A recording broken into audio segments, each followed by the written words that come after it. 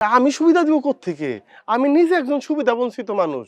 আমার ঘরে বউ নাই, আমি বউর জন্য হাহাকার করতেছি। শোনেন হুজুর, বড়জোর আমি আপনার বিয়ার জন্য একটু দোয়া করতে পারি যাতে আপনি আরেকটা বিয়ে করতে পারেন। টাকা পয়সা দিতে পারবো না এই মুহূর্তে। তাই মিয়া আমার লেগে দোয়া করো মানে? আমার কি বিয়ের বয়স আছে? ঘরে আমার বিবাহযোগ্য একটা মেয়ে আছে, তার বিয়ার চিন্তা করে আমি কুল পাই না, আমি বিয়া করি। তোমার মতো আইছা নাকি কাম কইরা খাই?